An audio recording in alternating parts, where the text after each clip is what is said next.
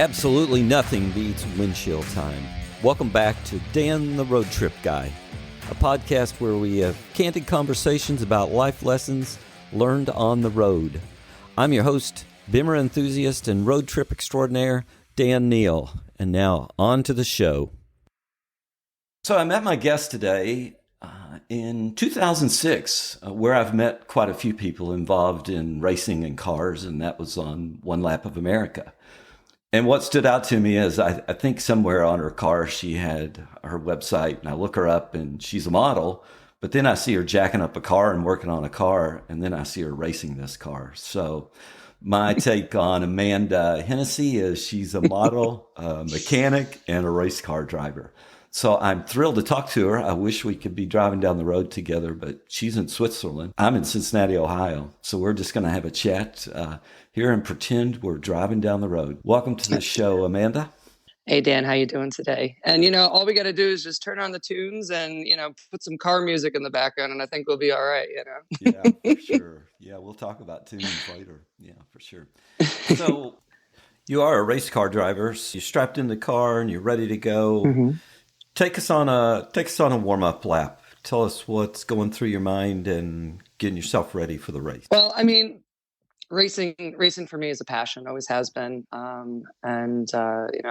started off maybe a little bit later than some folks have, but once you have it in your blood and you get that drive, you get that thrill. I guess there's no way of really turning back. And then I got lucky pretty early on. I had some really good help, really good support, and some nice sponsors and supportive individuals that kind of led me down the path.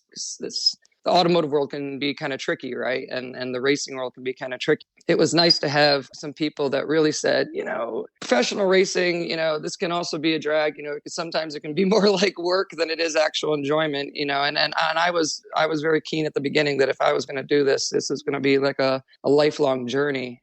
I really wanted to make sure that I was having fun, it's something that's important to me is everything that I'm doing, I'm having a good time and making sure that, that's, it's part of life, right? And it's a big part of my life. And I guess the racing it just stems in that direction for me, which is because it's a passion, it's a drive. I always want to improve. I always want to get better. And, a warm-up lap to me is just what racing is, to me, it's a freedom.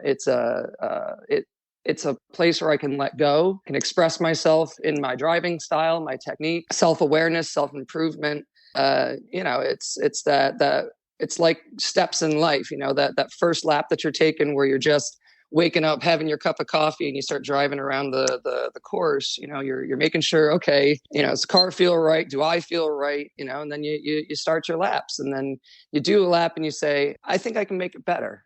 Yeah. And then you kind of push the next lap to try to make it better. And racing is a very simplified. It's a simplified version of how I try to do everything in my life. Constantly improving and constantly getting better. Yeah, that's great. It's fun. It's fun. I mean, end of the day, that's what it's really about, right? Is us getting out and going wheel to wheel and having a good time, chasing down somebody, being chased. It's it's like a crazy dance. And I have 2 left feet, so at least when I have 4 wheels on the ground, it's a good I can maneuver a bit better. Yeah, for sure. Yeah, and I always tell people there's nothing like arriving at a racetrack when the sun's coming up, right?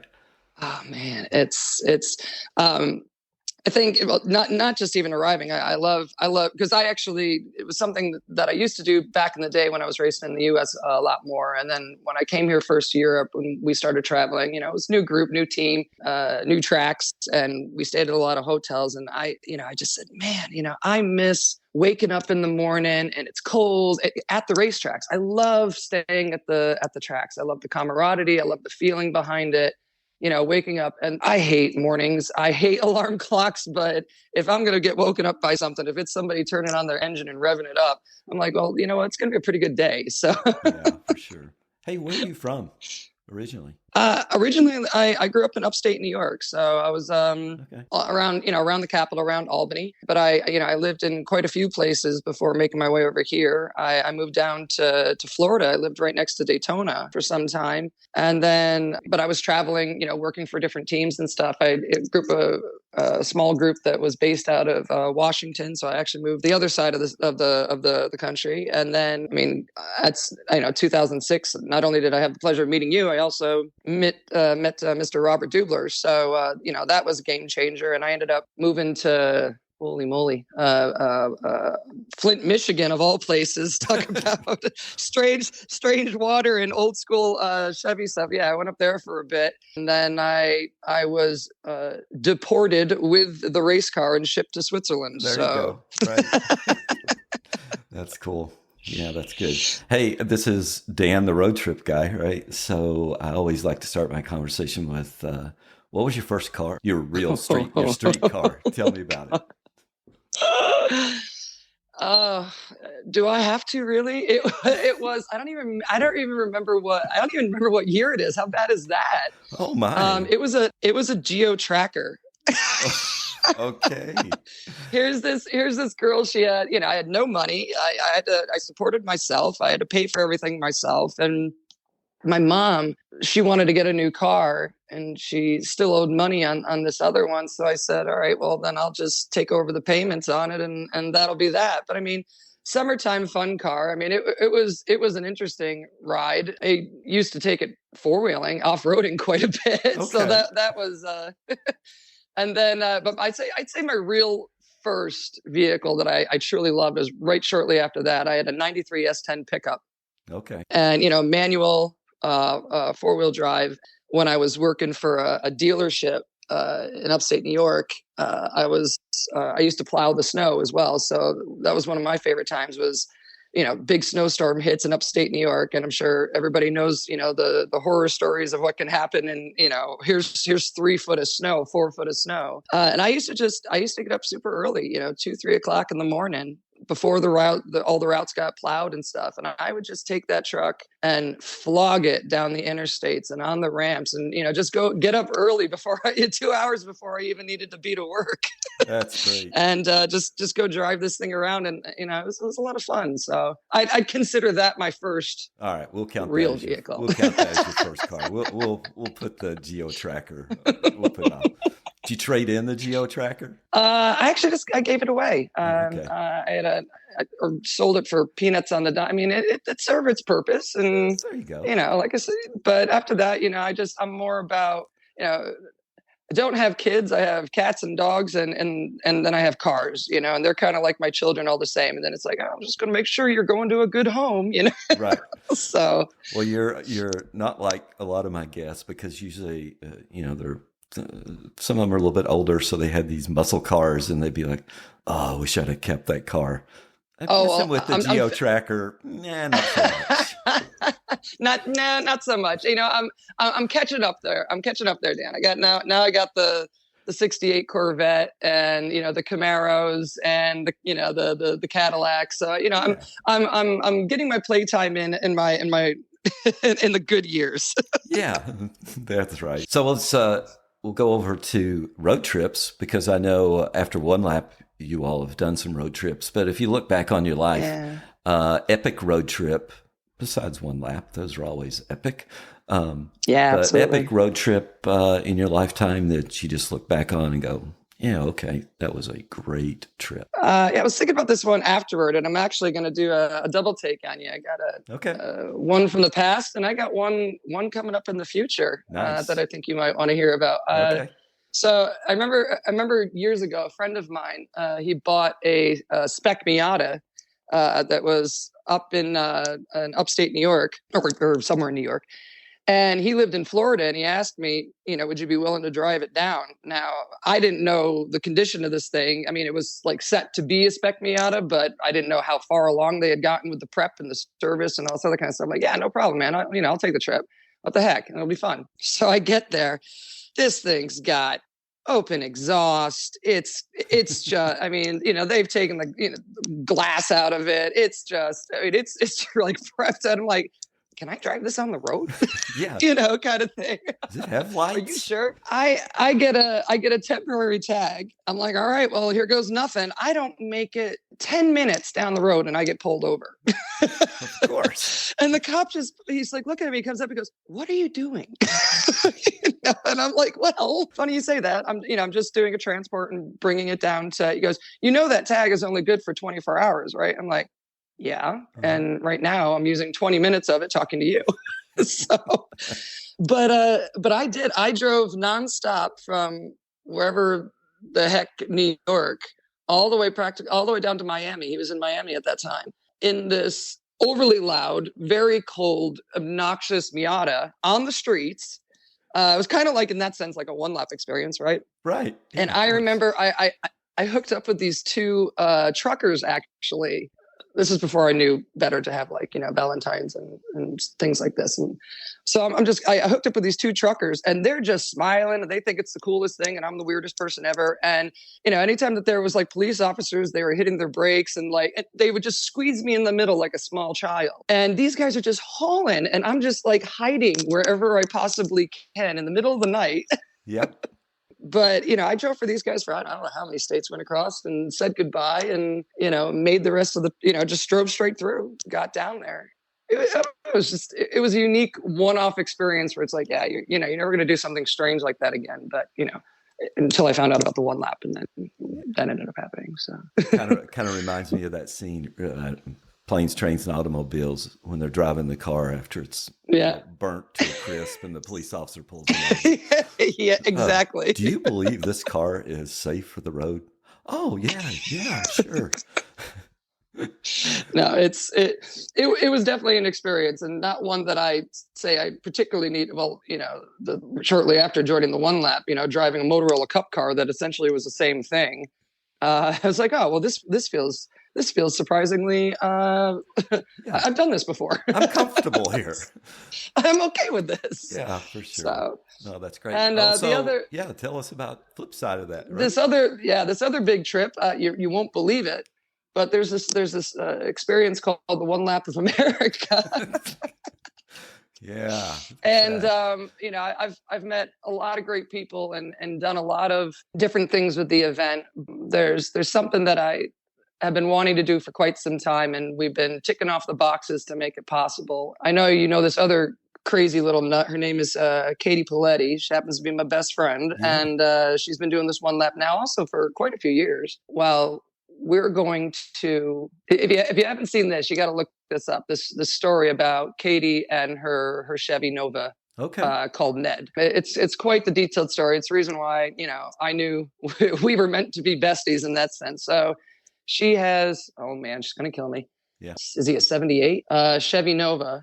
We're gonna drive it on the one lap, man. That's gonna be this year's big surprise. This is personal vendetta on her side, a dream of hers, a passion of hers beyond. And I want to experience that with her. So I said, let's just do it. Let's do something fun and get back to that, that Rudy feeling of old school driving and bring it into something that we both have a passion for. So yeah, we're making it happen, man. We're prepping the boy to do the trip. So well, look forward to that. It's a dream, really. I mean, as many years as I've been doing this now, it's going to be a dream experience to be able to do this with her. So. Yeah. It'll be a little odd not seeing you drive up in that Chevy HHR, but hey. Do you realize that the most power I've ever driven on the one lap is that HHR? I've never driven a higher horsepower car than I've driven HHRs. That's true. You did show up the first time in a PT Cruiser, so which broke pretty much all the time, and then I had the Cavalier. And then I drove. Oh no, actually, I take that back. I did drive the Colorado SS that one year. Right. So yeah, forgot about that. Yeah. But now we're gonna bring it back to real muscle and try it a different way and see how it goes. So well, I'll look forward. I'm really looking forward to it. I'll look forward to the first week of May and seeing you all every day. So, but it's the best. All right. So. Go down another path because you mentioned working on the PT Cruiser. So I described you early on as model, mechanic, race car driver. So Something. let's talk about a little bit about those. Let's talk about modeling first. How'd you get into that? Now, again, I guess I'm always a late bloomer with this stuff, with these kind of things. I actually got into it more just because of, ironically, racing. I was trying to put some portfolios together and things like that at a younger age. And everybody's like, oh, you can be a model. And I'm like, well, yeah, having grease under my fingernails is more important than having nice fingernails. But I think it was just kind of part of the whole process, professionalism, looking like this, getting some shots, and then realizing, okay, well, this is actually not too bad. This is kind of fun. I did start to dabble in it. I did it for, I did some advertising, SCCA, and some other small things back in the day. But, it was a constant grab if I was going to move more towards the modeling or, kind of go with the racing. And the racing is, again, my passion, and it kind of overtook everything. But I still dabble in it and try to have fun with it, but really I think it was more just like a thing about feeling proud of myself, and just something else that I knew that I could do when I want to, but I do it more for myself now than having to be doing it for advertising or anything like that. Sure. Yeah. That's good. Yeah. Did you grow up around cars then?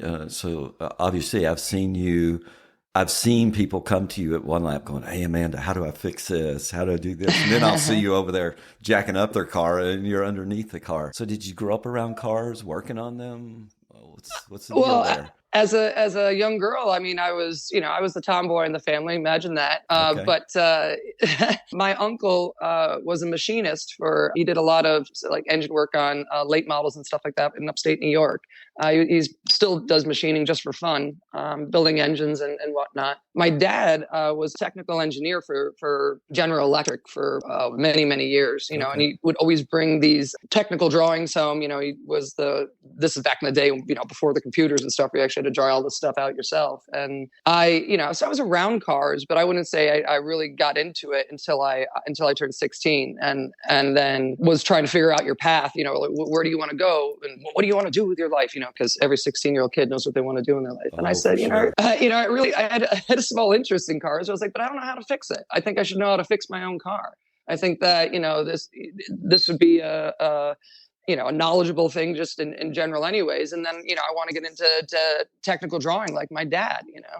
Well, I got into cars, and then I got into this wonderful program that they had, a vocational program where you could, I could still get my degree, but also it was coincided with General Motors at the time. Okay. Yeah, 16, I started wrenching and got an internship at a dealership. Was working on Saabs at the beginning. Quickly switched out of that, got into medium duty GM trucks, which was a lot more fun. And I'm a technical mindset.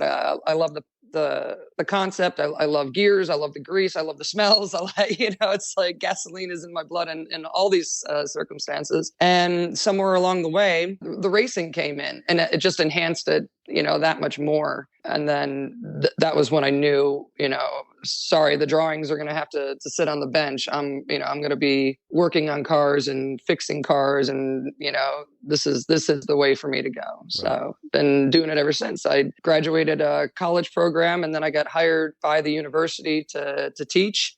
Okay. Some programs at they have a program through Raytheon and General Motors. It just kind of exploded from there, and then slowly, obviously racing started taking over. It goes hand in hand, and if you don't want to have to spend a lot of money in racing, well, you better start learning how to work on the cars yourself. So. Yeah, seems to be first race. Do you remember your first race? Like the real race, that you went out. Well, on what territory? I mean, go-karts. Yeah, no, we'll scratch those off. Yeah. I started in ice racing. So there's a Adirondack Motorist Enthusiast Club.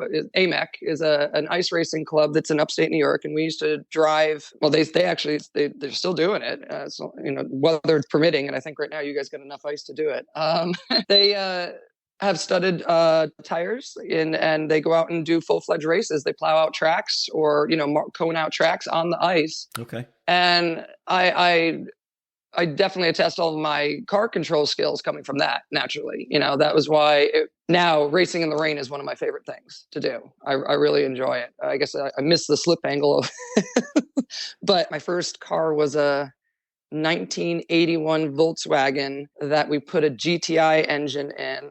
And then I raced a couple Saabs. And then somebody said, if you really want to go in this direction, you got to get on pavement, right? And I said, all right. And through a connection, this and that, I was introduced to a group.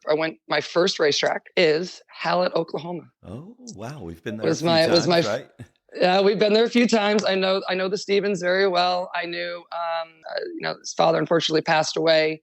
Connie's still there, but they were very, very inviting.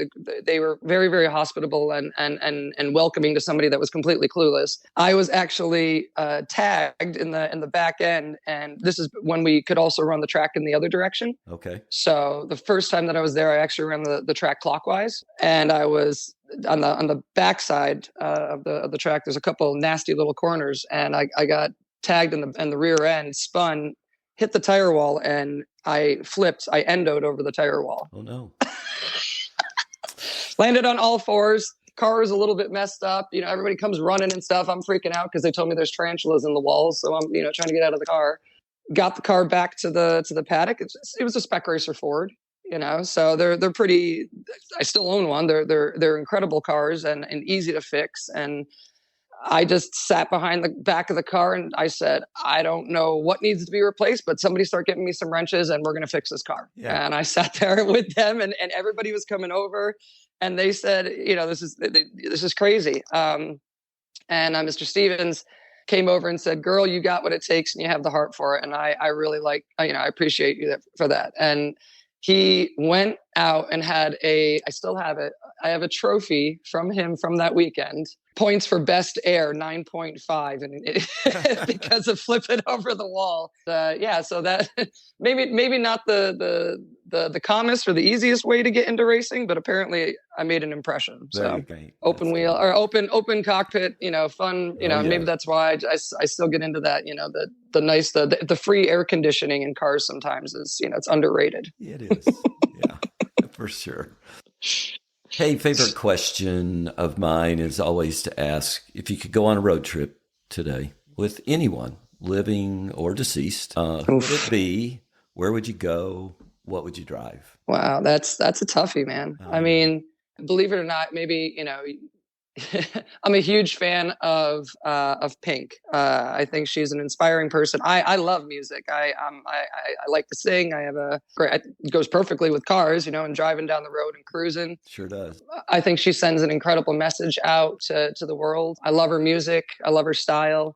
And she's actually, her husband is Kerry Hart. He's a Moto GP. He raced dirt bikes and stuff like that. Oh, okay. And she's into all that kind of stuff too. I just think that if it was going to be celebrity wise, somebody that could really handle a true road trip and make it fun, exciting, and experience, I'd have to pick her. And car wise, I'm lucky enough to be able to drive a lot of my old school muscle cars. I actually like driving sleepers. I like cars that nobody sees coming or doesn't, that's a nice looking car, but they don't have a clue that it's really got some kick to it. Exactly. And kind of like the HHRs, but if we're going to step it up a notch, I would say I'll take a Cadillac Blackwing. Oh. Okay. And, I saw that on the one lap last year and I was like, ooh, yeah. This is nice. This is very comfortable. This is very, can I sit in this car, please? Yeah.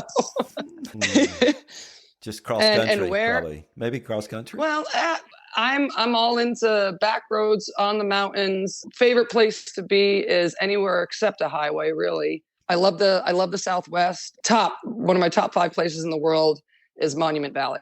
I think it's one of the most gorgeous experiences to be there at sunrise and sunset and just driving through there and being in open road areas where you can just go flat out and have a good time. And, also find, the Moki Duckway is there as well. These crazy switchbacks going up a hill, kind of like a Pikes Peak kind of style drive. It's, there's a lot of cool places that I think more people need to get out and experience in their own way. And for me, it would definitely be with a very, very fast car and and Pink and just some decent, good company and her laughing in the passenger seat. So. There you go. I like that. That's good. Yeah, my wife and I just last year. We drove through Monument Valley. We drove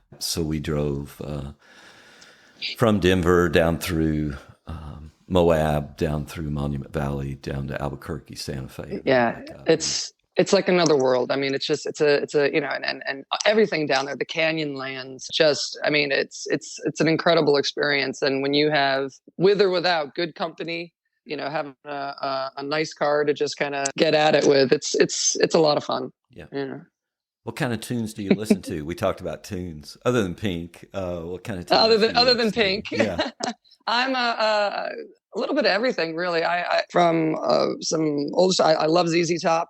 Probably one of my favorite road musics to go to. But I'm kind of all over the map. I listen to some old school hip hop. I really like Snoop and now Eminem, and just it's a little bit of anything except like really, really super heavy metal. I think I can kind of get attuned to, and it changes your driving style, right? Yeah. It makes you either maybe calm down and do this, or maybe it helps you speed up a little bit. And mostly top of the line, Queen. Yeah. I love Queen. Yeah, and Queen for sure. That's absolute road music right there. Yeah.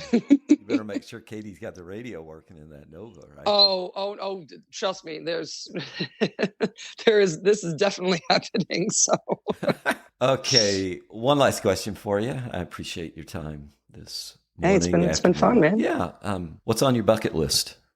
One item still on your bucket list that, hey, I got to do this before I call it quits. Bathurst. I want to go to Bathurst. Okay. So it's, I want to try to do it sooner than later. Again, this is if we're talking races, but I mean, that it's like jump out of a plane. No, it's right. Pretty much they're pretty much the same thing, right? Yeah. No, I think that I've driven at Le Mans. I've driven at Daytona, but I think Bathurst is one of the most spectacular places in my eyes as far as a thrilling place to go run. So that would be my number one jam. All right, keep that on your bucket list. It's there, man. It's going to happen. We're going to make this happen one way or another. Yeah. All right. Well, again, appreciate you taking time to talk to Dan, the road trip guy, and we'll look forward to seeing you in May in that Nova. Yes. Mr. Ned, get ready, people. You don't know what's coming. Yeah. And I like to wrap up and just give you an opportunity if you want to promote yourself, charity, business, whatever. I don't really care. I just like to give people the opportunity to do that. My business is the Chocolate World over here in Switzerland. So, we bring those graciously to you guys in hopes that it keeps you all calm on the one lap. But if I'm going to give a shout out or anything, it's really just to the different organizations that I've been able to run with, and I have a blessed life being here with Robert and all the friends that have helped me along the way with racing and stuff. I really appreciate you all. And I'm going to say Brock, I'm going to say Brock because this event it means the world to me. He does an amazing job, and it's given me, the direction of my life to what I know is the right choice. And he's given me Robert and this experience with Katie. It's game changing, and it's the stuff that you dream of being able to do. So shout out to Brock and the One Lap crew, because that's where it's at. Yep, it is. So, well, tell everybody hello in Switzerland, and we'll look forward to seeing you in May. And thank you again. Have a great day. Thank you. You too, sir. I hope you enjoyed this episode of Dan the Road Trip Guy, and we look forward to having you back again next time. In the meantime, if you want to find me, you can find me on the internet at Danny, D-A-N-N-Y, Neal, Neal.com. Until we meet up again, keep having conversations and keep driving.